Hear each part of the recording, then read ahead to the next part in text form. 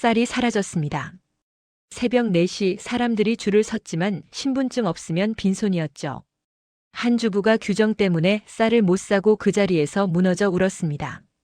그 울음이 전 세계 뉴스를 뒤덮었어요. 그런데 바로 옆 나라 한국은 쌀이 산더미처럼 쌓여 있었고 가격은 절반이었습니다. 같은 쌀 문화권인데 왜 한쪽은 무너지고 한쪽은 멀쩡했을까요? 그 충격적인 진실 지금 바로 들려드리겠습니다. 구독과 좋아요를 눌러주시고 감동의 대한민국 이라고 댓글을 남겨주세요. 저는 린네아 솔베르그입니다. 위기와 공급망을 다루는 기자죠. 숫자가 진실이라고 믿어왔습니다. 그날 아침 편집국 메일함이 터졌어요. 제목부터 심장을 얼렸죠. 아시아 취재 예산 삭감. 린네아 솔베르그 최근 기사 성적 부진. 공개 망신이었습니다. 손이 떨렸어요. 마우스를 잡은 손가락 끝이 차갑게 식어갔죠. 메일을 연 순간 부국장 바실리오스 하르키아디스의 문장들이 칼처럼 박혔습니다. 이번에도 조회수가 안 나오면 내 데스크는 해체한다. 간결했어요. 협상의 여지가 없었죠. 저는 화면을 바라보며 입술을 깨물었습니다. 40살. 이 나이에 데스크를 잃으면 다시는 못 돌아온다는 걸 알았거든요. 복도에서 목소리가 들렸습니다. 카미유 드라크로아였어요. 31살 프랑스 출신 후배였죠. 회의실 문 앞에서 일부러 크게 말하더군요. 린네아, 이제 퇴물이지. 아시아는 내 거야. 그 말이 제 귀를 파고들었습니다. 동료들이 힐끗힐끗 저를 보는 게 느껴졌어요. 분노보다 공포가 먼저 왔습니다. 가슴 한가운데가 텅 비는 느낌이었죠. 손바닥에 땀이 배었어요. 저는 자리에서 일어나 화장실로 갔습니다. 거울 속 제 얼굴이 낯설었어요. 언제부터 이렇게 지쳐 보였을까요? 그때 핸드폰이 울렸습니다. 도쿄 특파원 다치바나 코타였어요. 목소리가 급했죠. 린네아, 일본이 쌀 때라니야. 이건 단순 품귀가 아니야. 저는 코웃음을 쳤습니다. 일본이? 그럴 리가 없잖아. 하지만 다치바나는 진지했어요. 내일 새벽 마트 앞을 봐. 직접 보면 알 거야. 전화를 끊고 나서도 그 말이 맴돌았습니다. 일본에서 쌀이 사라진다. 믿기지 않았죠. 저는 책상으로 돌아와 일본 뉴스를 검색했습니다. 화면에 뜬 사진들이 심상치 않았어요. 마트 진열대가 텅 비어 있었습니다. 댓글창은 아수라장이었죠. 새벽부터 줄 서도 못 샀다. 신분증 없으면 구매 불가. 가격이 2배로 뛰었다. 심장이 두근거렸습니다. 이건 기사감이었어요. 아니, 제 커리어를 살릴 마지막 카드일 수도 있었죠. 저는 바로 항공권을 검색했습니다. 도쿄행 가장 빠른 편. 내일 새벽 6시. 예약 버튼을 누르는 순간 8회 전 기억이 스쳤습니다. 아시아 출장 때였죠. 현지에서 서류 문제로 인터뷰가 줄줄이 취소됐어요. 일정이 꼬이고 대형 기사를 놓쳤죠. 그때부터 제 머릿속엔 공식이 박혔습니다. 아시아는 비효율. 그게 전부였어요. 하지만 이번엔 달랐습니다. 선택지가 없었거든요. 저는 가방을 쌌습니다. 노트북, 녹음기, 카메라. 손이 빨라졌어요. 머릿속으로 기사 구성이 그려졌죠. 일본 쌀때란 선진국의 민낯, 공급망 붕괴. 새벽 비행기에 몸을 실었습니다. 좌석에 앉아 창밖을 보는데 가슴이 조였어요. 이번이 마지막 기회다. 실패하면 끝이다. 그 생각이 머리를 짓눌렀습니다. 기내에서 눈을 감았지만 잠이 오지 않았어요. 카미유의 목소리가 계속 들렸죠. 퇴물. 그 단어가 귓가를 맴돌았습니다. 저는 주먹을 쥐었어요. 보여주겠어. 내가 누군지. 도쿄 나리타 공항에 내렸습니다. 아침 7시였어요. 다치바나가 마중 나와 있었죠. 그의 얼굴이 심각했습니다. 준비됐어? 당신 같은 유럽 엘리트가 이걸 견딜 수 있을까? 그 말에 뭔가 걸렸어요. 조롱 같았죠. 저는 대답 대신 고개를 끄덕였습니다. 택시를 타고 시내로 들어갔어요. 창밖 풍경은 평온했습니다. 깨끗한 거리, 질서정연한 출근길. 겉보기엔 아무 문제가 없어 보였죠. 하지만 다치바나는 말했습니다. 곧 보게 될 거야. 표면 아래가 어떤지. 저는 긴장했어요. 손에 쥔 노트가 축축해졌죠. 마트까지 30분. 그 시간이 영원처럼 느껴졌습니다. 차가 골목으로 접어들었어요. 그리고 저는 봤습니다. 마트 앞에 늘어선 줄을. 새벽부터 기다렸을 사람들. 150명은 좋게 넘어 보였죠. 말이 없었어요. 표정이 체념으로 굳어 있었습니다. 저는 차에서 내려 천천히 걸었습니다. 사람들 사이를 지나며 공기가 달랐어요. 무거웠죠. 절박함이 느껴졌습니다. 누군가 한숨을 쉬었어요. 다른 누군가는 핸드폰만 들여다보고 있었죠. 마트 문이 열렸습니다. 사람들이 질서 있게 들어갔어요. 저도 따라 들어갔죠. 쌀 코너로 가는 발걸음이 빨라졌습니다. 그리고 눈앞에 펼쳐진 광경에 숨이 멎었어요. 진열대 절반이 텅 비어 있었습니다. 남은 쌀 포대엔 팻말이 붙어 있었죠. 1인 1포대. 신분증 필수. 가격표를 보고 눈을 의심했습니다. 평소보다 2배 가까이 올랐더군요. 직원이 확성기로 외쳤습니다. 신분증 없으시면 구매 불가합니다. 양해 부탁드립니다. 목소리가 기계적이었어요. 이미 수백 번 반복한 말 같았죠. 한 여성이 앞으로 나갔습니다. 사토 마유였어요. 39살쯤 돼 보였죠. 그녀가 쌀포대를 들었습니다. 하지만 직원이 손을 내저었어요. 신분증 확인이 안 되셨습니다. 규정상 판매가 불가능합니다. 마유의 얼굴이 일그러졌습니다. 제발요. 아이가 있어요. 목소리가 떨렸죠. 하지만 직원은 고개를 저었습니다. 죄송합니다. 규정입니다. 마유가 그 자리에 주저앉았습니다. 울음이 터졌어요. 어깨가 들썩이며 흐느꼈죠. 주변 사람들이 외면했습니다. 누구도 다가가지 않았어요. 다들 자기 차례를 기다리기 바빴으니까요. 저는 그 장면을 보며 카메라를 들 수가 없었습니다. 취재거리보다 공포가 먼저 왔거든요. 이건 반 문제가 아니었어요. 사회가 흔들리는 소리였죠. 시스템이 무너지는 현장이었습니다. 메모장을 꺼내 한 문장을 적었습니다. 공급보다 무서운 건 사람들의 믿음이 깨지는 순간. 그 글자를 보며 손이 떨렸어요. 이게 진짜 일본의 모습인가? 밖으로 나왔습니다. 줄은 더 길어져 있었어요. 하늘이 밝아지는데도 사람들은 계속 모여들었죠. 저는 다치바나를 봤습니다. 그가 말했어요. 이제 믿어? 저는 대답 없이 고개를 숙였습니다. 믿고 싶지 않았지만 눈앞의 현실을 부정할 수 없었죠. 일본이 무너지고 있었습니다. 쌀 한 포대 때문에. 다음 날도 저는 마트 앞에 섰습니다. 새벽 4시였어요. 어제보다 줄이 더 길었죠. 200명은 넘어 보였습니다. 어둠 속에서 사람들의 숨소리만 들렸어요. 아무도 말이 없었죠. 저는 줄 맨 뒤에 섰습니다. 앞사람과의 간격을 유지하며 천천히 앞으로 나아갔어요. 1시간이 지나도 문은 열리지 않았죠. 2시간째 다리가 저렸습니다. 하지만 아무도 자리를 뜨지 않았어요. 옆에 선 남자가 한숨을 쉬었습니다. 나흘째예요. 목소리가 지쳐 있었죠. 처음엔 이틀이면 끝날 줄 알았는데 이제 언제 끝날지 모르겠어요. 그의 손에 든 쇼핑백이 낡아 보였습니다. 새벽 6시 드디어 문이 열렸습니다. 사람들이 질서 있게 들어갔어요. 밀치지 않았죠. 서로 눈치를 보며 조심스럽게 움직였습니다.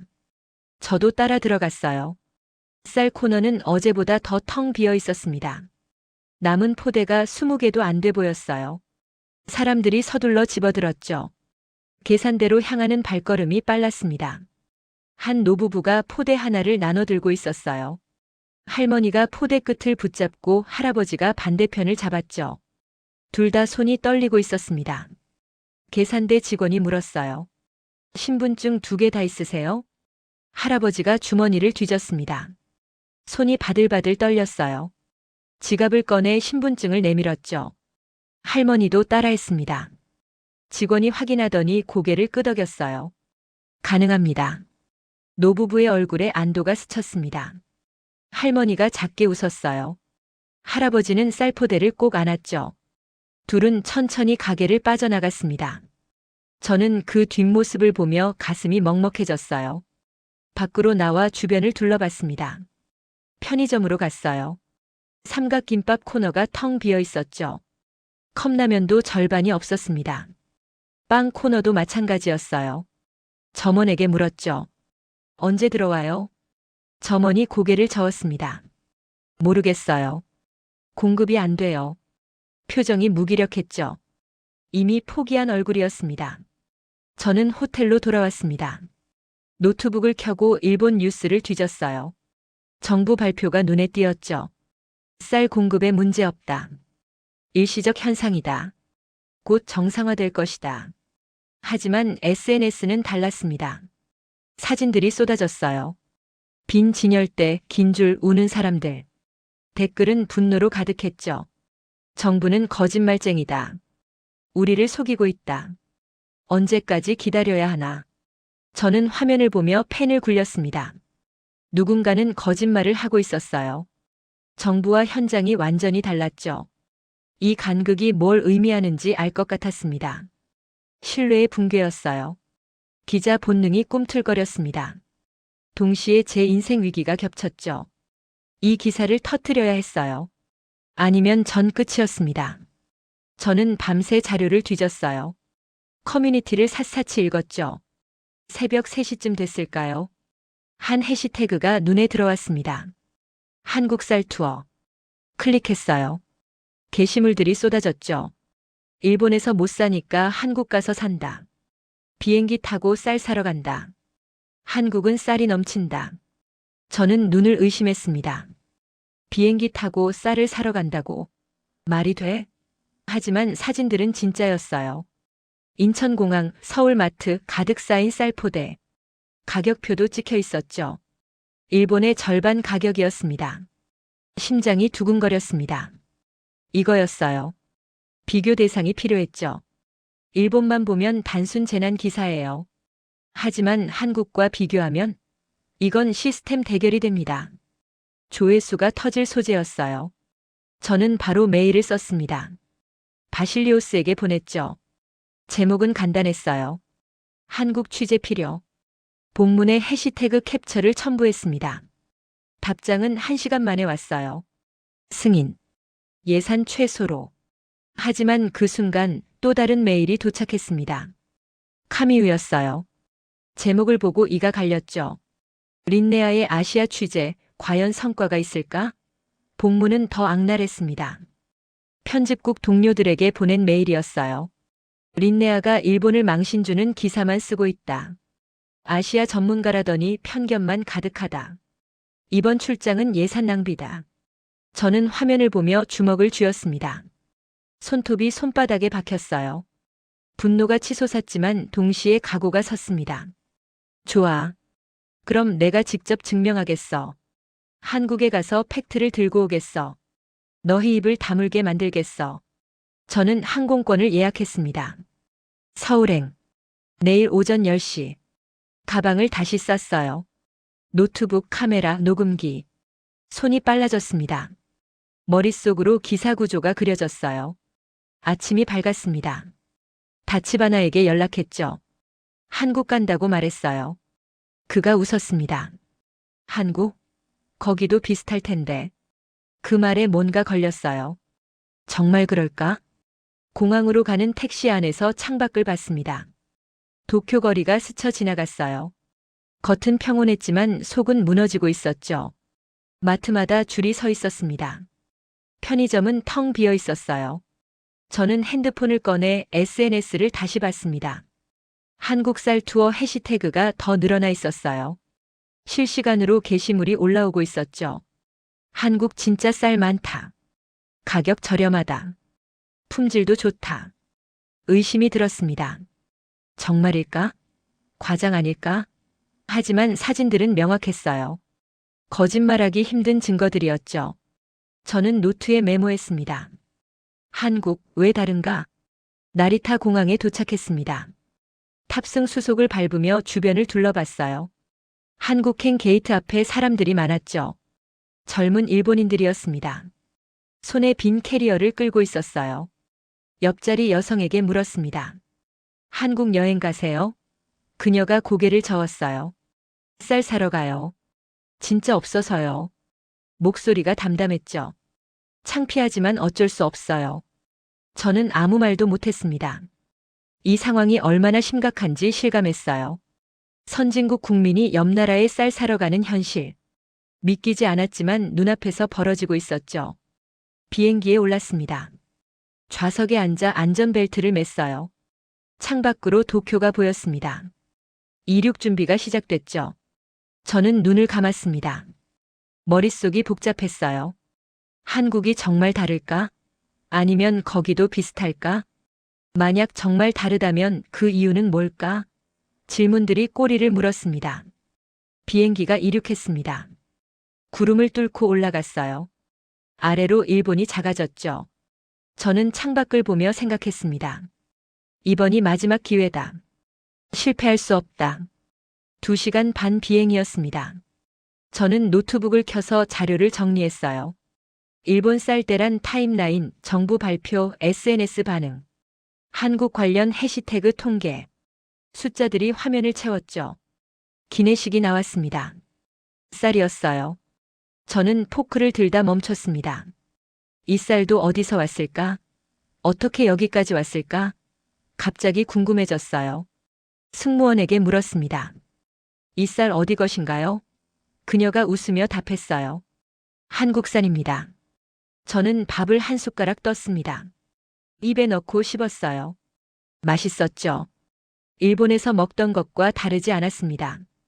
비행기가 하강하기 시작했습니다. 저는 창밖을 봤어요. 서울이 보였죠. 빌딩들이 빼곡했습니다. 한강이 흘렀어요. 도쿄와 비슷해 보였지만 뭔가 달랐습니다. 인천공항에 착륙했습니다. 저는 가방을 챙겨 입국장으로 향했어요. 동선이 매끄러웠죠. 표지판이 명확했습니다. 사람들이 빠르게 움직였어요. 혼잡하지 않았죠. 입국 심사를 통과했습니다. 짐을 찾아 나왔어요. 공항 안내 표지가 눈에 띄었죠. 깨끗하고 정확했습니다. 저는 고개를 갸웃했어요. 첫인상부터 달랐습니다. 공항 철도를 탔습니다. 서울역까지 40분이었어요. 차창 밖으로 풍경이 흘러갔죠. 건물들, 다리들, 사람들. 모든 게 질서 있게 움직이고 있었습니다. 서울역에 도착했습니다. 저는 역 안마트로 향했어요. 쌀 코너를 찾았죠. 그리고 눈앞의 광경에 숨이 멎었습니다. 쌀이 넘쳤습니다. 진열대 전체가 쌀이었어요. 종류가 수십 가지였죠. 5kg, 10kg, 20kg. 브랜드도 다양했습니다. 가격표를 봤어요. 일본의 절반이었죠. 저는 그 자리에 멈춰 섰습니다. 다리에 힘이 빠졌어요. 이게 진짜? 꿈이 아니야? 손을 뻗어 쌀포대를 만졌습니다. 실제였어요. 차가운 비닐 촉감이 느껴졌죠. 주변을 둘러봤습니다. 사람들이 쌀을 집어들었어요. 서두르지 않았죠. 고민하며 브랜드를 비교했습니다. 가격을 확인했어요. 일상적인 장복이었죠. 한 아주머니가 쌀포대 2개를 카트에 실었습니다. 웃으며 남편과 얘기했어요. 이번 달 세일이네. 저 브랜드로 살까? 남편이 고개를 끄덕였죠. 그래, 그걸로 하자. 저는 그 모습을 보며 기분이 뒤틀렸습니다. 이상했어요. 화가 났죠. 왜 여기는 이렇게 평온한 거야? 일본에선 사람들이 울고 있는데. 이 사람들은 왜 모르는 거야? 편의점으로 갔습니다. 삼각김밥 코너가 가득했어요. 도쿄에서 품절이던 것들이 산더미처럼 쌓여 있었죠. 컵라면, 빵, 도시락. 모든 게 넘쳤습니다. 계산대 직원에게 물었습니다. 쌀 재고 문제 없어요? 그가 고개를 갸웃했어요. 문제? 무슨 문제요? 항상 이렇게 있는데요. 표정이 의아했죠. 저는 밖으로 나왔습니다. 서울 거리를 걸었어요. 식당마다 밥이 나왔습니다. 카페에서 주먹밥을 팔았어요. 편의점마다 쌀 제품이 가득했죠. 모든 게 일상이었습니다. 호텔로 돌아왔습니다. 침대에 주저앉았어요. 노트북을 켰죠. 일본 커뮤니티를 다시 봤습니다. 상황이 더 악화되고 있었어요. 쌀 가격이 또 올랐다. 품절 마트가 늘었다. 정부 발표는 여전히 문제없다였죠. 화면을 2개 띄웠습니다. 왼쪽은 일본 뉴스, 오른쪽은 한국 뉴스. 대조가 극명했어요. 일본은 대란, 한국은 평온. 같은 시기, 같은 아시아, 완전히 다른 세계였습니다. 저는 의자에 기댔습니다. 머리가 복잡했어요. 뭔가 틀렸죠. 제 예상이 완전히 빗나갔습니다. 한국도 비슷할 줄 알았는데 전혀 달랐어요. 핸드폰이 울렸습니다. 편집국에서 온 메일이었어요. 카미유가 또 뭔가 보냈더군요. 제목을 보고 이를 악물었습니다. 린네아의 한국 출장, 관광인가 취재인가? 복문을 열었어요. 동료들에게 보낸 메일이었죠. 린네아가 한국에서 뭐 하는지 모르겠다. 일본 기사도 제대로 안 썼는데 또 예산을 쓴다. 이건 회사 자원 낭비다. 손이 떨렸습니다. 분노가 치솟았어요. 하지만 동시에 두려움도 왔죠. 카미유 말이 맞을 수도 있었어요. 제가 뭘 찾고 있는 건지, 이 출장이 의미가 있는 건지 확신이 서지 않았습니다. 저는 창밖을 봤습니다. 서울 야경이 펼쳐져 있었어요. 불빛들이 반짝였죠. 저 도시 어딘가에 답이 있을 거예요. 왜 한국은 다른지, 무엇이 이 차이를 만들었는지. 노트를 펼쳤습니다. 메모를 시작했어요. 일본과 한국의 차이점, 공급, 유통, 가격, 재고. 단어들을 나열했죠. 하지만 연결이 안 됐습니다. 퍼즐 조각이 맞지 않았어요. 새벽까지 자료를 뒤졌습니다. 한국 정부 웹사이트를 찾아봤어요. 쌀 관련 정책들이 나왔죠. 비축제도, 수매제도, 가격 안정화. 용어들이 낯설었습니다. 클릭해서 읽어 내려갔어요. 문서들이 길었죠. 지루했습니다. 하지만 포기할 수 없었어요. 어딘가에 핵심이 있을 거였습니다. 한 문서에서 눈이 멈췄습니다. 양곡관리법. 국가가 쌀을 비축한다. 일정량을 의무적으로 사들인다. 가격이 폭등하거나 폭락하지 않게 조절한다. 문장들이 명확했어요. 저는 다시 읽었습니다. 한 번 더 읽었죠. 이해가 되기 시작했어요. 한국은 쌀을 시장에만 맡기지 않았습니다. 국가가 개입했죠. 안전장치를 만들었어요. 일본은 어땠을까요? 검색했습니다. 일본도 비축제도가 있었어요. 하지만 규모가 달랐습니다. 운영 방식도 달랐죠. 민간 주도였습니다. 국가 역할이 제한적이었어요. 숫자를 비교했습니다. 한국 쌀 비축량, 일본 쌀 비축량. 인구 대비로 환산했어요. 한국이 2배 이상 많았습니다. 저는 계산기를 두드렸죠. 숫자가 명확하게 말해줬어요. 심장이 뛰었습니다. 이거였어요. 이게 차이였습니다. 시스템이었죠. 한국은 준비되어 있었어요. 일본은 그렇지 않았고요. 하지만 의심이 남았습니다. 서류상으로만 그런 거 아닐까? 실제로도 작동할까? 저는 현장을 봐야 했어요. 직접 확인해야 했죠. 아침이 밝았습니다. 저는 씻고 옷을 갈아입었어요. 가방을 챙겼죠. 오늘은 농협을 가야 했습니다. 실무자를 만나야 했어요. 택시를 잡았습니다. 기사에게 주소를 알려줬어요. 농협중앙회. 차가 출발했죠. 서울 아침 풍경이 창밖으로 흘러갔습니다. 건물에 도착했습니다. 로비로 들어갔어요. 안내 데스크에서 약속을 말했죠. 윤태겸 씨 만나러 왔다고요. 직원이 전화를 걸었습니다. 잠시만요. 곧 내려오실 거예요. 5분쯤 기다렸을까요? 남자가 나타났습니다. 40대 초반쯤 돼 보였어요. 윤태겸이었죠. 악수를 청했습니다. 반갑습니다. 린네아 솔베르그 씨. 저는 악수를 받으며 그를 봤습니다. 표정이 차분했어요. 말투가 과장되지 않았죠. 일단 사무실로 가시죠. 자료 준비해뒀습니다. 사무실로 향했습니다. 복도를 걷는데 벽에 사진들이 걸려 있었어요. 논, 창고, 농부들. 역사가 느껴졌죠. 이 조직이 얼마나 오래됐는지 알 것 같았습니다. 사무실에 앉았습니다. 윤태겸이 자료를 펼쳤어요. 그래프, 표, 사진들. 준비가 철저했죠. 저는 노트를 꺼냈습니다. 녹음기를 켰어요. 질문을 시작했습니다. 한국은 왜 쌀이 안정적인가요? 윤태겸이 답했어요. 비축과 유통 시스템입니다. 간단했죠. 하지만 그 뒤에 뭐가 있는지 궁금했어요. 더 물었습니다. 구체적으로 어떻게 작동하나요? 그가 설명하기 시작했어요. 국가가 일정량을 매년 사들입니다. 저장합니다. 가격이 오르면 풀고 내리면 사들이죠. 시소 같은 거예요. 저는 메모했습니다. 손이 빨라졌어요. 질문이 꼬리를 물었죠. 저장시설은? 유통망은? 품질 관리는? 윤태겸은 하나하나 답했습니다. 침착했어요. 확신이 있었죠. 1시간이 지났습니다. 자료가 쌓였어요.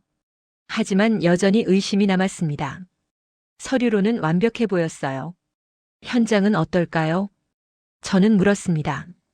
실제 시설을 볼 수 있을까요? 윤태겸이 미소 지었어요.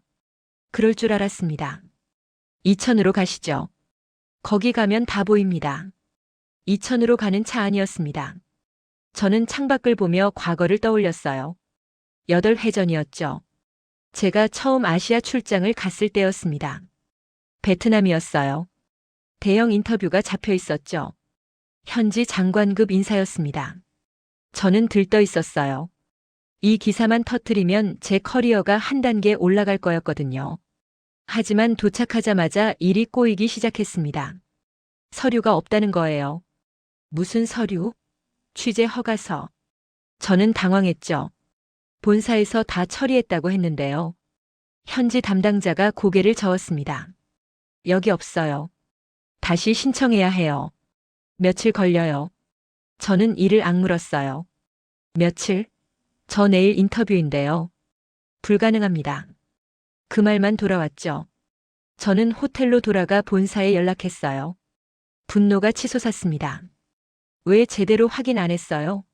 담당자는 변명만 늘어놓았죠. 인터뷰는 취소됐습니다. 그것만이 아니었어요. 다음 일정도 꼬였습니다. 통역사가 안 나타났어요. 교통이 막혔죠. 약속 시간을 어겼습니다. 사람들이 화를 냈어요. 일주일 출장이 완전히 망가졌습니다. 저는 빈손으로 돌아왔어요. 편집국에서 질책받았죠. 예산만 날렸다고요. 제 평가가 떨어졌습니다. 그때부터 제 머릿속엔 공식이 박혔어요. 아시아는 비효율. 서류가 안 된다. 약속을 안 지킨다. 시스템이 엉망이다. 그게 전부였습니다. 한국도 비슷하겠지. 그렇게 생각했어요.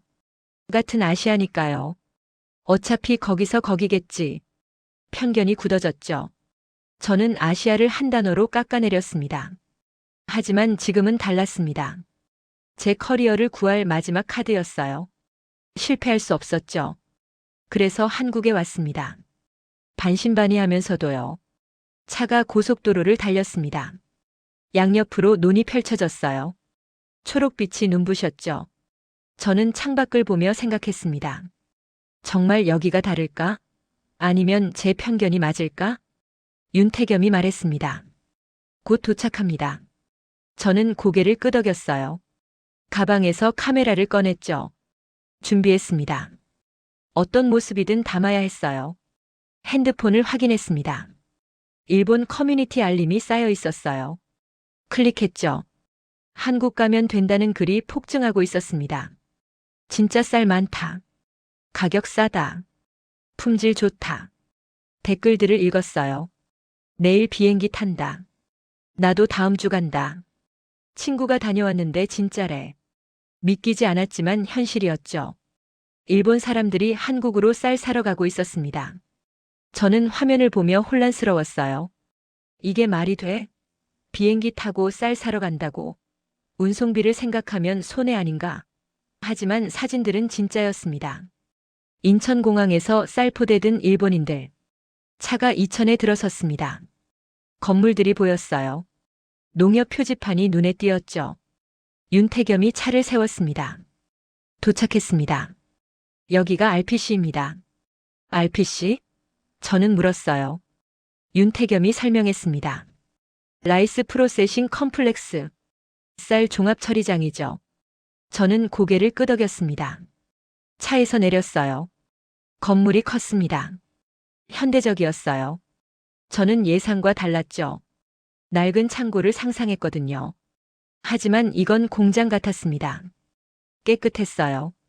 안으로 들어갔습니다. 냉기가 느껴졌어요.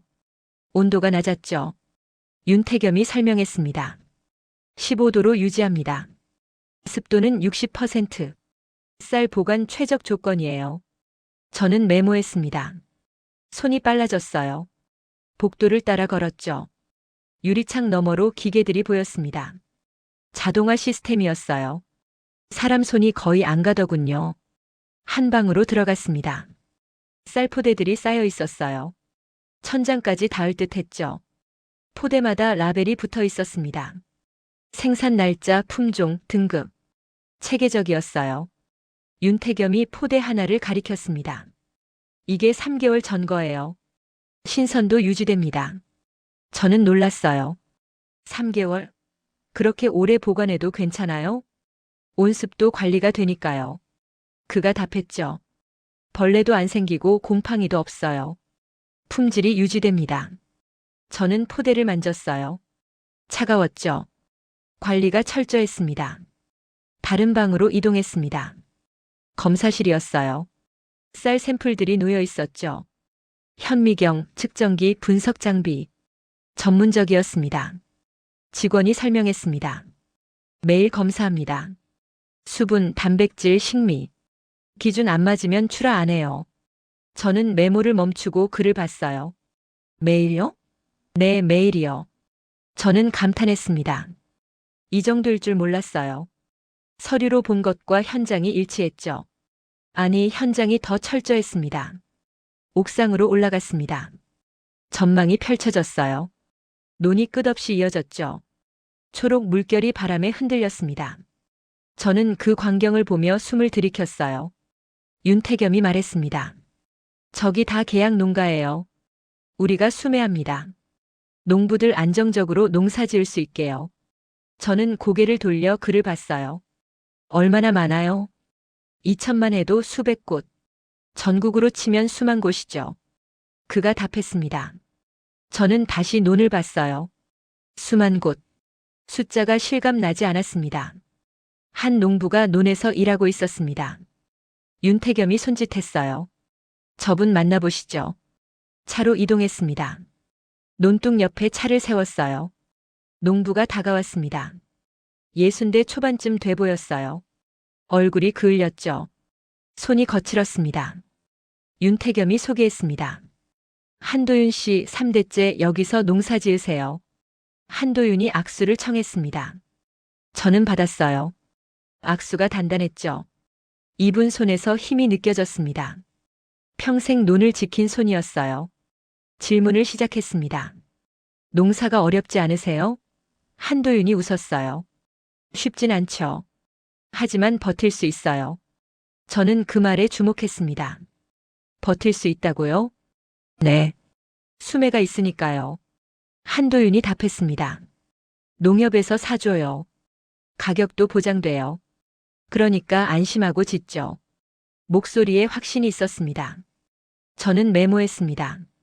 수매, 가격 보장, 안심. 단어들을 적었어요. 한도윤이 계속 말했습니다. 예전엔 쌀값이 폭락하면 망했어요. 지금은 그런 일 없어요. 왜요? 저는 물었습니다. 국가가 받쳐주니까요. 한도윤이 논을 가리켰어요. 여기 쌀이 전부 비축으로 갈 수도 있어요. 필요하면요. 저는 논을 봤습니다. 벼가 바람에 흔들렸어요. 이 벼 하나하나가 시스템 안에 있었습니다. 농부와 국가가 연결돼 있었죠. 생산과 비축이 맞물려 있었어요. 한도윤이 말했습니다. 제 아버지 때만 해도 힘들었어요. 쌀값이 들쭉날쭉했죠. 지금은 나아요. 예측 가능해요. 저는 그 말을 곱씹었습니다. 예측 가능. 그게 핵심이었어요. 일본은 예측 불가능했습니다. 갑자기 쌀이 사라졌죠.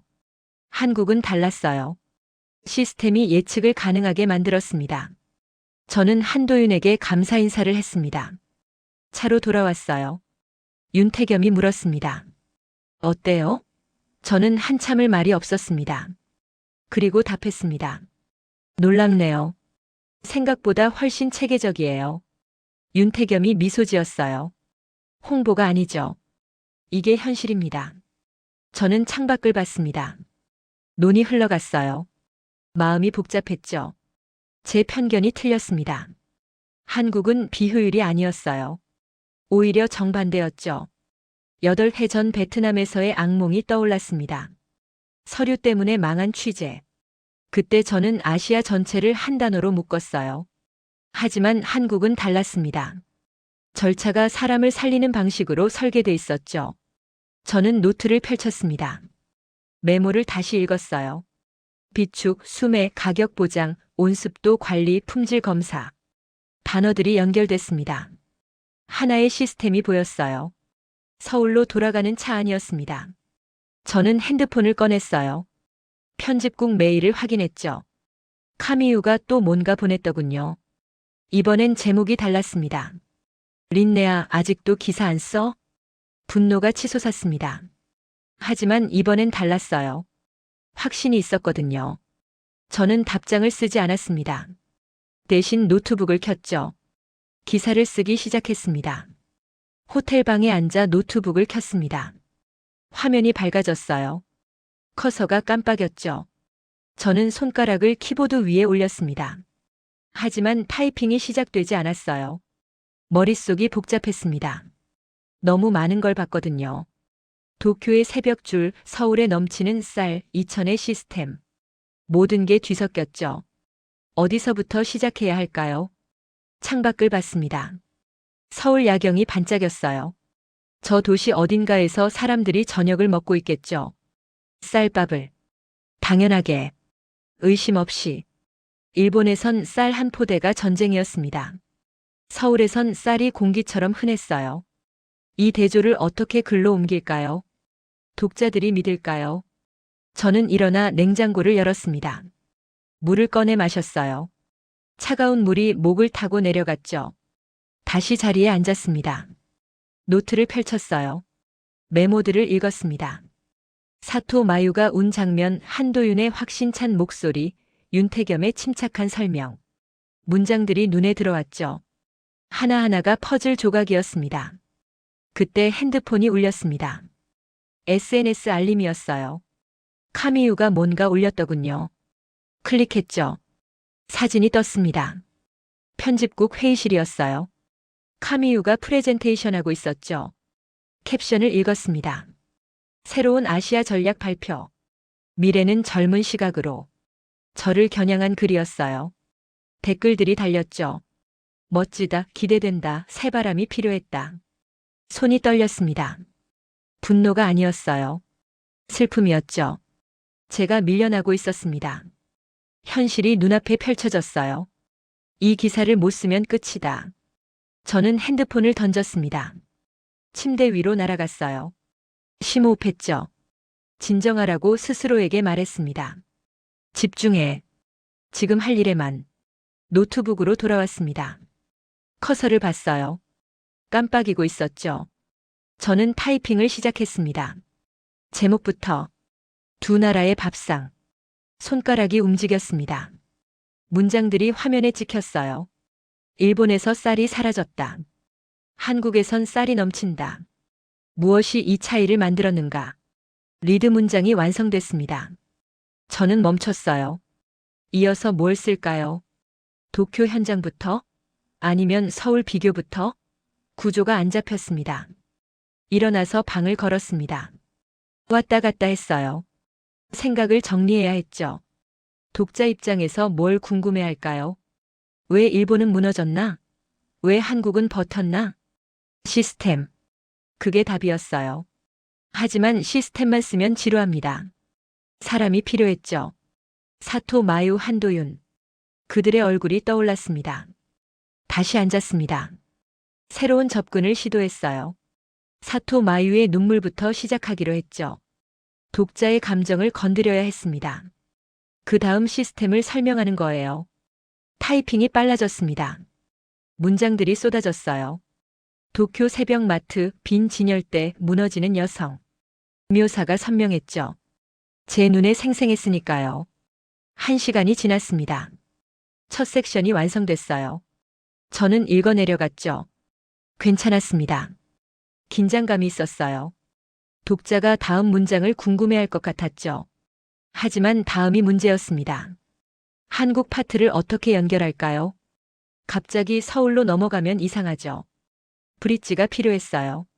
저는 일본 커뮤니티 해시태그를 떠올렸습니다. 한국살 투어. 그거였어요. 일본인들이 스스로 한국으로 향한 거죠. 자연스러운 연결고리였습니다. 다시 타이핑했습니다.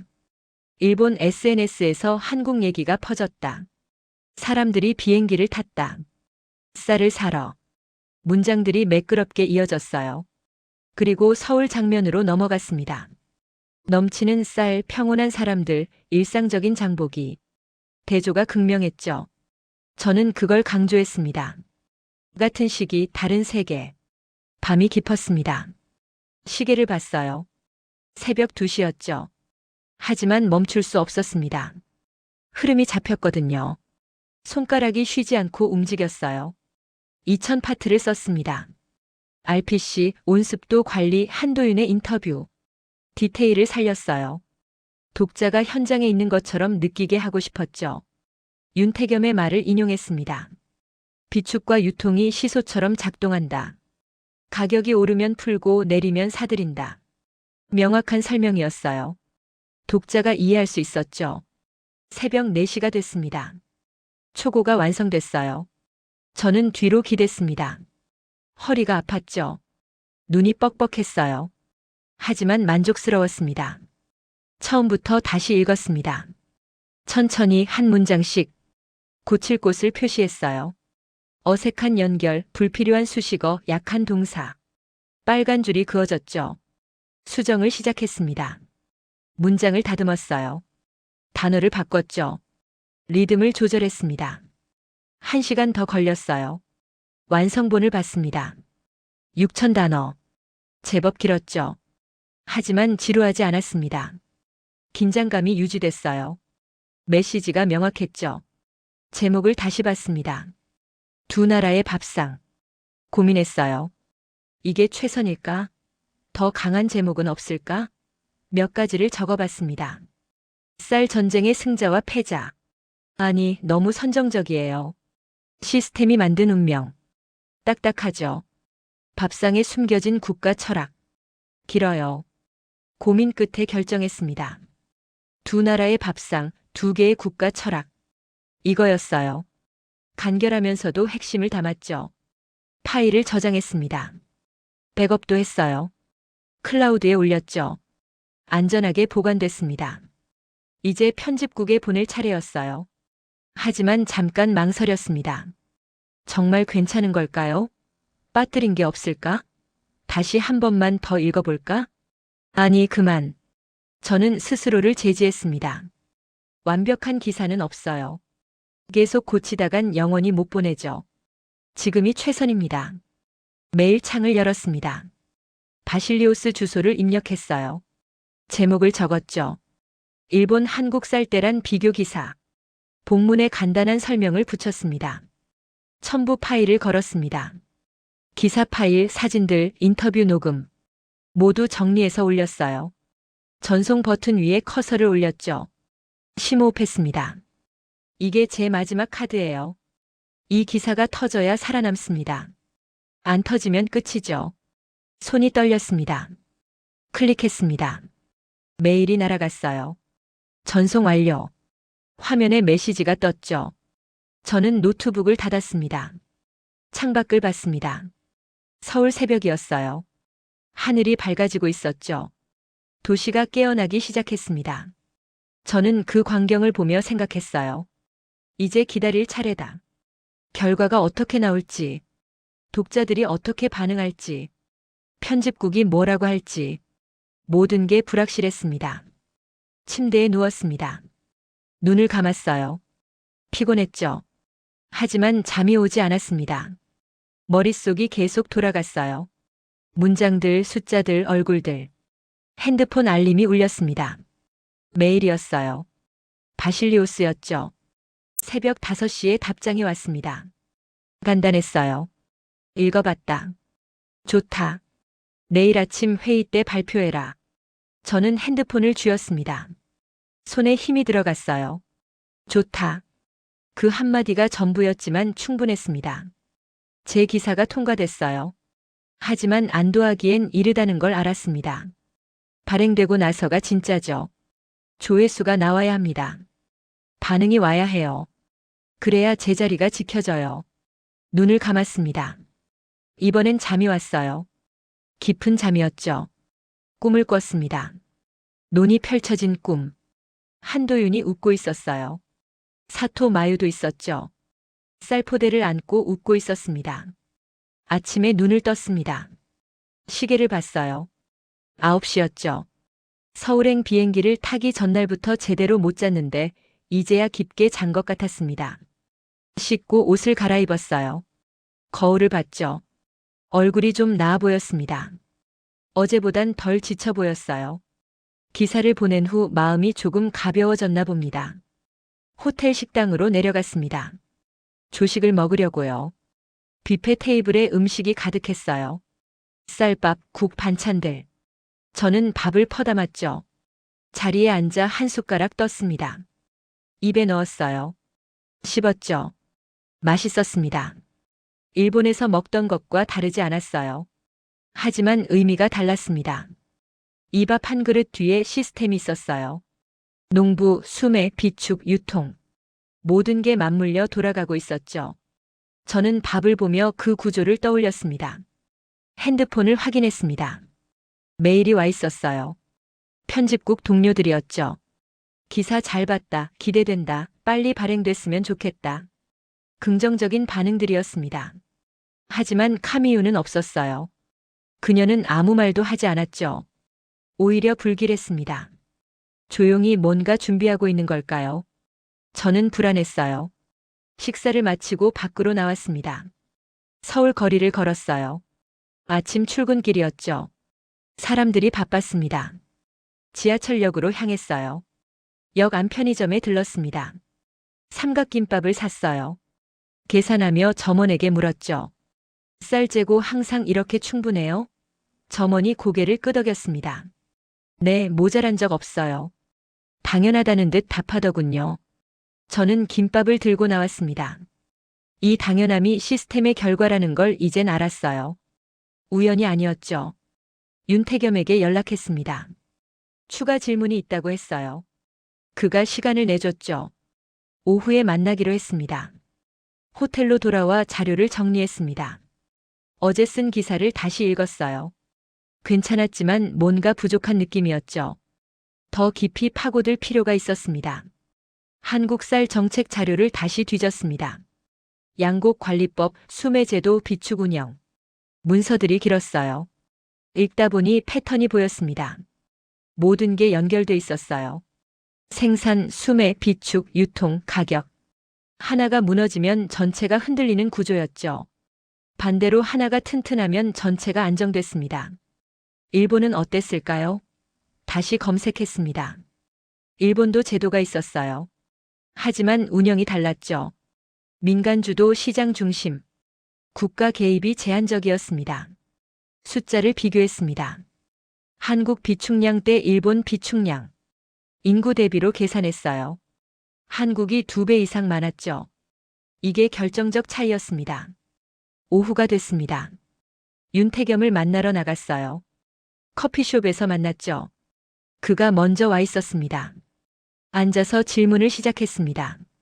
한국 시스템이 언제부터 이렇게 됐나요? 윤태겸이 설명했어요. 오래됐죠. 60년대부터 시작됐습니다. 그때는 쌀이 부족했어요. 배고픈 시절이었죠. 정부가 증산 정책을 폈습니다. 농부들을 지원했어요. 비료, 종자, 기술. 모든 걸 쏟아부었죠. 70년대엔 자급에 성공했습니다. 하지만 거기서 멈추지 않았어요. 비축 제도를 만들었죠. 위기에 대비하기 위해서였습니다. 80년대엔 과잉 생산 문제가 생겼습니다. 쌀값이 폭락할 위기였어요. 정부가 수매를 늘렸죠. 가격을 지탱했습니다. 농부들을 살렸어요. 90년대엔 유통 시스템을 정비했습니다. RPC 같은 시설들이 생겼어요. 자동화됐죠. 품질이 균일해졌습니다. 2000년대엔 더 고도화됐습니다. 데이터 관리, 재고 추적, 실시간 모니터링. 모든 게 디지털화됐어요. 효율이 극대화됐죠. 저는 메모하며 감탄했습니다. 60년이에요. 한 세대가 아니라 두 세대, 세 세대에 걸친 작업이었죠. 단기 정책이 아니었습니다. 윤태겸이 말했습니다. 쌀은 단순한 식량이 아니에요. 국가 안보죠. 그래서 포기하지 않았습니다. 목소리에 무게가 있었어요. 저는 고개를 끄덕였습니다. 이해가 됐죠. 한국에게 쌀은 생존이었어요. 역사가 그걸 가르쳐 줬습니다. 그래서 시스템을 만든 거예요. 일본은 달랐습니다. 쌀이 풍족했었죠. 위기를 겪지 않았어요. 그래서 방심했습니다. 시장에 맡겼죠. 시스템을 약화시켰어요. 이제 그 결과가 나온 겁니다. 일본은 무너졌고 한국은 버텼어요. 운이 아니었습니다. 설계였죠. 윤태겸에게 물었습니다. 앞으로도 이 시스템이 유지될까요? 그가 답했어요. 유지돼야죠. 안 그러면 우리도 일본처럼 될 겁니다. 위기는 언제든 올 수 있어요. 기후변화, 전쟁, 팬데믹. 예측 불가능하죠. 그래서 준비해야 합니다. 시스템을 지켜야 해요. 저는 메모를 마쳤습니다.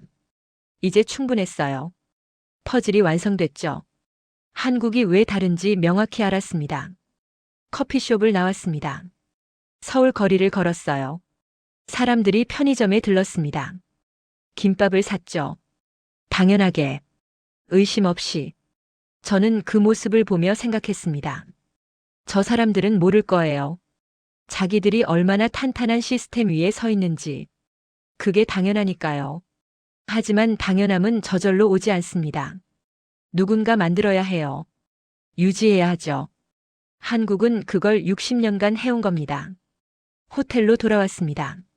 노트북을 켰어요. 기사를 수정하기로 했죠. 윤태겸 인터뷰를 추가해야 했습니다. 역사적 맥락도 넣어야 했어요. 타이핑을 시작했습니다. 문장들이 흘러나왔어요. 60년의 준비, 세 세대의 노력, 위기에서 배운 교훈. 스토리가 풍성해졌습니다. 밤이 됐습니다. 수정본을 완성했어요. 다시 읽어봤죠. 이전보다 훨씬 나았습니다. 깊이가 생겼어요. 설득력이 강해졌죠. 바실리우스에게 업데이트를 보냈습니다. 수정본 첨부했어요. 답장이 빨리 왔죠. 더 좋다. 이대로 가자. 저는 만족했습니다. 기사가 완성됐어요. 이제 발행만 남았죠. 조회수가 얼마나 나올까요? 독자들이 어떻게 반응할까요? 불안했지만 기대도 됐습니다. 이 기사는 제 커리어를 살릴 거예요. 아니면 끝장낼 거고요. 양극단이었죠. 침대에 누웠습니다. 천장을 봤어요. 내일이면 기사가 나갑니다. 그리고 모든 게 결정되죠. 저는 눈을 감았습니다. 다음 날 아침 기사가 발행됐습니다. 저는 핸드폰으로 확인했어요. 메인 페이지에 떴죠. 제목이 크게 박혔습니다. 두 나라의 밥상, 두 개의 국가 철학. 심장이 뛰었습니다. 이제 시작이에요. 독자들이 읽기 시작할 겁니다. 공유하겠죠. 댓글을 달 거예요. 조회수가 올라갈 겁니다. 1시간마다 확인했습니다. 조회수가 1000단위로 올랐어요. 댓글이 쌓였죠.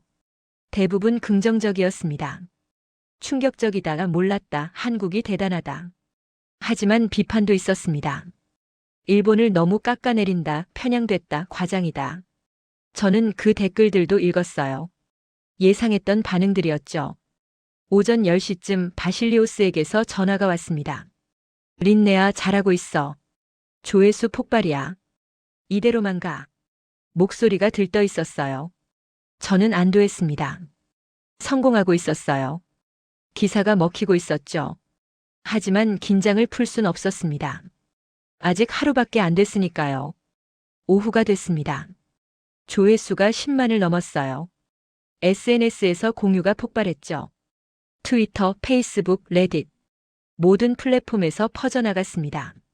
언론사들이 기사를 인용하기 시작했습니다. 일본 매체들도 반응했어요. 한국과의 비교에 충격받았다는 반응들. 저는 그걸 보며 뿌듯했습니다. 저녁이 됐습니다. 편집국에서 축하 메일들이 왔어요. 동료들이 칭찬했죠. 대박이다. 올해 최고 기사다. 린네아 부활이다. 하지만 카미우는 여전히 조용했습니다. 아무 말이 없었어요. 저는 그게 더 신경 쓰였죠. 뭔가 준비하고 있는 게 분명했습니다. 다음 날도 조회수가 올랐습니다. 20만, 30만. 멈추지 않았어요. 댓글이 1000개를 넘었죠. 토론이 벌어졌습니다. 시스템 대 시장, 국가 역할, 식량 안보. 저는 댓글들을 읽으며 보람을 느꼈습니다. 제 기사가 대화를 만들고 있었어요. 사람들이 생각하게 만들고 있었죠. 기자로서 이보다 더 좋은 게 있을까요? 사흘째 조회수가 50만을 넘었습니다. 편집국 역대 기록이었어요. 바실리오스가 전화했죠. 린네아, 내 데스크 예산 복구했어. 축하해. 저는 전화를 끊고 주저앉았습니다. 해냈어요. 살아남았죠. 제자리를 지켰습니다. 눈물이 났어요. 안도의 눈물이었습니다. 하지만 그때 또 다른 메일이 왔습니다. 카미우였어요. 제목을 보고 긴장했죠. 린네아에게 본문을 열었습니다. 축하합니다. 좋은 기사였어요. 저는 인정합니다. 당신이 더 나은 기자라는 걸. 이번엔 제가 졌네요. 하지만 다음엔 제가 이길 겁니다. 저는 화면을 보며 미소 지었습니다. 카미우답더군요. 인정은 하되 경쟁은 계속하겠다는 거죠. 나쁘지 않았어요. 오히려 깔끔했습니다. 답장을 썼습니다. 감사합니다. 기대할게요. 짧게 보냈죠. 더 이상 말이 필요 없었습니다. 일주일이 지났습니다. 조회수가 100만을 넘었어요. 기사가 다른 언어로 번역됐죠. 영어, 중국어, 일본어. 전 세계로 퍼져나갔습니다. 편집국에서 승진 제안이 왔습니다. 아시아 데스크 총괄. 저는 고민했어요. 받아들일까요? 하지만 뭔가 석연치 않았습니다. 서울 호텔 창가에 섰습니다. 도시를 내려다봤어요. 논을 떠올렸죠. 한도윤, 윤태겸, 사토마요. 그들의 얼굴이 스쳤습니다. 저는 일본을 취재하러 갔었습니다. 한국에서 답을 찾았죠. 쌀 대란을 보러 갔었어요. 국가의 근육을 배웠습니다. 노트북을 열었습니다. 마지막 수정을 했어요. 기사 끝에 한 문단을 추가했죠. 제 소감이었습니다. 저는 스웨덴에서 왔습니다. 북유럽 시스템을 자랑스러워했죠. 하지만 한국에서 배웠어요. 시스템은 화려함이 아니라는 걸. 보이지 않는 곳에서 작동하는 거라는 걸. 쌀 한 포대가 식탁에 오르기까지 수많은 사람들이 일합니다. 농부가 짓고 정부가 사들이고 창고가 보관하고 유통이 배달하죠.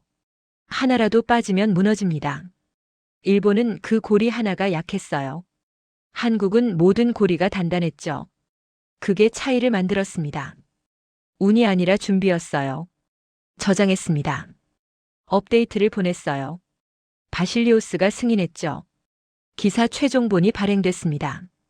저는 짐을 쌌습니다. 서울을 떠날 시간이었어요. 공항으로 향했죠. 택시 창밖으로 도시가 흘러갔습니다. 눈이 보였어요. 벼가 익어가고 있었죠. 저는 그 광경을 보며 생각했습니다. 이 나라는 준비된 나라다. 화려하지 않지만 튼튼하다. 공항에 도착했습니다. 체크인했어요. 탑승구로 향했죠. 비행기를 기다리며 핸드폰을 봤습니다. 기사 조회수가 150만이었어요. 댓글이 2000개를 넘었죠. 저는 만족했습니다. 제 일을 해냈어요. 탑승이 시작됐습니다. 비행기에 올랐어요. 좌석에 앉아 안전벨트를 맸죠. 창밖으로 서울이 보였습니다. 이륙 준비가 시작됐어요. 엔진 소리가 커졌죠. 비행기가 움직이기 시작했습니다. 활주로를 달렸어요. 공중으로 떠올랐습니다. 서울이 작아졌죠. 저는 창밖을 보며 손을 흔들었습니다. 안녕, 한국. 고마워요. 구름을 뚫고 올라갔습니다. 하늘이 푸르렀어요. 저는 눈을 감았죠. 피곤했지만 행복했습니다. 집으로 돌아가는 길이었어요. 하지만 달라진 저였죠. 편견을 깼습니다. 배웠어요. 성장했죠. 기자로서 가장 중요한 건 뭘까요? 진실을 보는 눈, 편견을 버리는 용기, 배우려는 자세. 저는 한국에서 그 모든 걸 다시 배웠습니다. 런던에 도착했습니다. 집에 들어갔어요. 짐을 풀었죠. 익숙한 공간이었지만 낯설게 느껴졌습니다. 제가 달라졌으니까요. 샤워하고 침대에 누웠습니다. 시차 때문에 피곤했어요. 하지만 잠이 오지 않았죠. 머릿속이 계속 돌아갔습니다. 핸드폰을 확인했습니다. 메일이 수십 통 와 있었어요. 축하 메시지들이었죠. 동료들, 선배들, 심지어 경쟁사 기자들까지. 한 메일이 눈에 띄었습니다. 바실리오스였어요. 클릭했죠. 본문을 읽었습니다. 린네아, 내일 오전 회의에 참석해. 중요한 발표가 있어. 궁금했습니다. 무슨 발표일까요? 하지만 피곤해서 더 생각하지 못했어요. 눈을 감았죠. 이번엔 잠이 왔습니다. 다음 날 아침 편집국으로 출근했습니다. 동료들이 박수쳤어요. 저를 보고 환호했죠. 얼굴이 화끈거렸습니다. 부끄러웠지만 기분은 좋았어요. 회의실로 들어갔습니다. 바실리오스가 서 있었어요. 카미우도 있었죠. 표정이 굳어 있었습니다. 회의가 시작됐습니다. 바실리오스가 말했어요. 린네아 솔베르그의 기사가 대성공을 거뒀습니다. 150만 조회수, 4,000개 댓글, 전 세계 번역. 동료들이 박수쳤습니다. 저는 고개를 숙였어요. 감사했죠. 바실리오스가 계속 말했습니다. 그래서 결정했습니다. 린네아의 데스크 예산을 복구합니다. 환호가 터졌습니다. 저는 미소 지었어요. 살아남았구나. 제자리가 지켜졌구나. 안도했죠. 하지만 바실리오스가 손을 들었습니다. 아직 끝이 아닙니다. 추가 발표가 있어요. 린네아를 아시아 총괄 데스크로 승진시킵니다. 순간 숨이 멎었습니다. 총괄? 저를요? 믿기지 않았어요. 동료들이 더 크게 박수쳤죠. 카미우의 얼굴을 봤습니다. 굳어 있었어요. 입술을 깨물고 있었죠. 저는 복잡한 감정이 들었습니다. 승리의 기쁨과 동시에 미안함도 있었어요. 회의가 끝났습니다. 동료들이 축하했어요. 악수를 나눴죠. 카미우는 먼저 나갔습니다. 저를 보지 않고요. 저는 자리로 돌아왔습니다. 책상에 앉았어요. 컴퓨터를 켰죠. 메일함을 열었습니다. 승진 관련 서류가 와 있었어요. 읽어봤죠. 책임, 권한, 보수. 모든 게 올라갔습니다. 꿈 같았어요. 하지만 뭔가 허전했습니다. 이게 전부일까요? 승진하고 예산받고 인정받고. 그게 제가 원했던 건가요? 창밖을 봤습니다. 런던 하늘이 흐렸어요. 빗방울이 떨어지기 시작했죠. 저는 한국의 맑은 하늘을 떠올렸습니다. 노트를 펼쳤습니다. 메모들을 다시 읽었어요. 사토, 마유, 한도윤, 윤태겸. 그들의 얼굴이 선명했죠. 저는 그들에게서 배웠습니다. 시스템의 중요성, 준비의 가치, 국가의 역할. 단순한 기사 소재가 아니었어요. 인생의 교훈이었죠. 노트북을 열었습니다. 새 문서를 만들었어요. 제목을 적었죠. 나는 왜 기자가 됐나? 타이핑을 시작했습니다. 진실을 찾기 위해서, 사람들에게 알리기 위해서, 세상을 이해하기 위해서. 문장들이 흘러나왔어요. 하지만 언젠가부터 잊었습니다. 조회수에 집착했어요. 경쟁에 빠졌죠. 승진만 생각했습니다. 본질을 잃어버렸어요. 한국에서 다시 찾았습니다. 기자의 본질을. 편견 없이 보는 것, 진실을 전하는 것, 배우려는 자세. 그게 전부였어요. 저장했습니다. 이 문서는 저만 보는 거예요. 제 다짐이었죠. 다시는 본질을 잊지 말자. 숫자에 휘둘리지 말자. 핸드폰이 울렸습니다. 카미우였어요. 놀랐죠. 받았습니다. 여보세요? 린네아, 커피 한잔 할까요? 목소리가 차분했어요. 저는 승낙했죠. 30분 후 카페에 갔습니다. 카미우가 먼저 와 있었어요. 앉았죠. 주문했습니다. 잠시 침묵이 흘렀어요. 카미우가 먼저 말했습니다. 축하해요. 당신이 이겼어요. 저는 고개를 저었죠.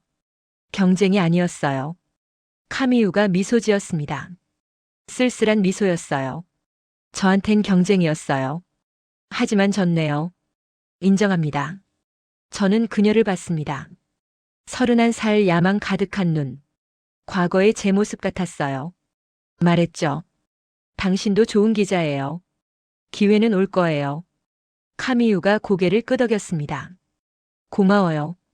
그 말이 위로가 되네요. 커피를 마셨죠. 분위기가 부드러워졌습니다. 대화를 나눴습니다. 기사 이야기, 취재 경험, 앞으로의 계획. 경쟁자가 아니라 동료로 얘기했어요. 나쁘지 않았죠. 카페를 나왔습니다. 카미우와 악수했어요. 다음에 또 봐요. 그녀가 말했죠. 저는 미소 지었습니다. 그래요, 또 봐요. 집으로 돌아왔습니다. 저녁을 먹었어요. 텔레비전을 켰죠. 뉴스가 나왔습니다. 일본 쌀때란 후속 보도였어요. 상황이 나아지고 있다고 했습니다. 공급이 회복되고 있다고요. 하지만 완전히 정상화되려면 시간이 걸린다고 했죠. 저는 화면을 보며 생각했습니다. 일본도 배웠을 거예요. 이번 위기에서 시스템의 중요성을, 준비의 필요성을, 핸드폰을 꺼냈습니다. 윤태겸에게 메시지를 보냈어요. 감사했습니다. 많이 배웠어요. 간단하게 적었죠. 답장이 왔습니다. 천만에요. 또 오세요. 저는 미소 지었습니다. 언젠가 다시 가겠죠. 한국에. 침대에 누웠습니다. 천장을 봤어요. 지난 2주일을 떠올렸죠. 도쿄의 줄, 서울의 풍요, 이천의 시스템. 제 인생이 바뀌었습니다. 커리어가 살아났어요. 하지만 그보다 중요한 게 있었죠. 제가 성장했다는 것. 편견을 깼습니다. 배웠어요. 겸손해졌죠. 기자로서, 인간으로서 한 단계 올라섰습니다. 눈을 감았습니다. 내일부터 새로운 시작이에요. 아시아 총괄로서 더 좋은 기사를 쓸 겁니다. 더 진실에 가까운 기사를요. 잠이 왔습니다. 깊은 잠이었어요. 꿈을 꿨죠. 논이 펼쳐진 꿈. 벼가 바람에 흔들렸습니다. 한도윤이 웃고 있었어요. 꿈속에서 저도 웃었습니다. 행복했어요. 평화로웠죠. 이제 제 자리를 찾은 것 같았습니다. 아침이 밝았습니다. 눈을 떴어요. 상쾌했죠. 일어나 씻었습니다. 옷을 갈아입었어요. 거울을 봤습니다. 제 얼굴이 달라 보였어요. 더 자신감 있었죠. 더 편안했습니다. 웃었어요. 출근 준비를 했습니다. 가방을 챙겼어요. 문을 열고 나갔죠. 새로운 하루가 시작됐습니다. 편집국으로 향했습니다. 지하철을 탔어요. 사람들이 출근하고 있었죠. 저도 그중 하나였습니다. 하지만 달랐습니다. 제겐 이제 목표가 명확했어요. 좋은 기사를 쓰는 것, 진실을 전하는 것, 배우는 것, 승진, 예산, 인정. 그것들도 중요하죠. 하지만 본질은 아니에요. 본질은 저널리즘입니다. 진실을 향한 여정이죠. 편집국에 도착했습니다. 제자리에 앉았어요. 컴퓨터를 켰죠. 메일함을 열었습니다. 새로운 제안들이 와 있었어요. 인터뷰 요청, 강연 제의 협업 문의. 저는 하나하나 읽었습니다. 어떤 것을 선택할까요? 고민했어요. 하지만 기준은 명확했죠. 진실에 가까운가? 배울 게 있는가? 사람들에게 도움이 되는가? 그 기준으로 골랐습니다. 몇 개를 승낙했어요. 나머지는 정중히 거절했죠. 점심시간이 됐습니다. 식당으로 갔어요. 밥을 먹었죠. 한 숟가락 뜨며 생각했습니다. 이 밥도 누군가의 노력이겠지. 농부가 지었을 거예요. 유통이 배달했겠죠. 시스템이 작동했을 겁니다. 당연한 게 당연하지 않다는 걸 이젠 알아요. 오후에 회의가 있었습니다. 아시아 담당팀 전체 회의였어요. 제가 이끌어야 했죠. 회의실에 들어갔습니다. 팀원들이 앉아 있었어요. 저는 앞에 섰죠. 심호흡했습니다. 말을 시작했습니다. 안녕하세요. 린네아입니다. 앞으로 잘 부탁드려요. 팀원들이 박수쳤어요. 계속 말했습니다. 우리 목표는 명확해요. 좋은 기사를 쓰는 것, 진실을 전하는 것, 편견 없이 보는 것. 간단하죠. 팀원들이 고개를 끄덕였습니다. 저는 미소 지었어요. 함께 잘해봅시다. 회의를 시작했죠. 하루가 지나갔습니다. 퇴근 시간이 됐어요. 짐을 챙겼죠. 집으로 향했습니다. 지하철을 타고 창밖을 봤습니다. 런던 풍경이 흘러갔어요. 익숙하지만 새롭게 보였죠. 집에 도착했습니다. 문을 열고 들어갔어요. 소파에 앉았죠. 핸드폰을 꺼냈습니다. 기사 조회수를 확인했습니다. 200만을 넘었어요. 댓글이 5,000개였죠. 저는 만족했습니다. 노트북을 열었습니다. 새 문서를 만들었어요. 다음 기사 아이디어를 적기 시작했죠. 아시아에는 아직 할 이야기가 많았습니다. 숨겨진 진실들, 알려지지 않은 시스템들, 오해받는 사람들. 저는 그걸 찾아낼 거예요. 타이핑했습니다. 아이디어가 쏟아졌어요. 하나, 둘, 셋. 리스트가 길어졌죠. 저는 미소 지었습니다. 할 일이 많네요. 좋은 의미로. 바쁘겠지만 행복할 겁니다. 저장했습니다. 노트북을 닫았어요. 창밖을 봤죠. 해가 지고 있었습니다. 독백처럼 중얼거렸습니다. 저는 일본을 취재하러 갔다가 한국에서 국가의 근육이 뭔지 봤어요.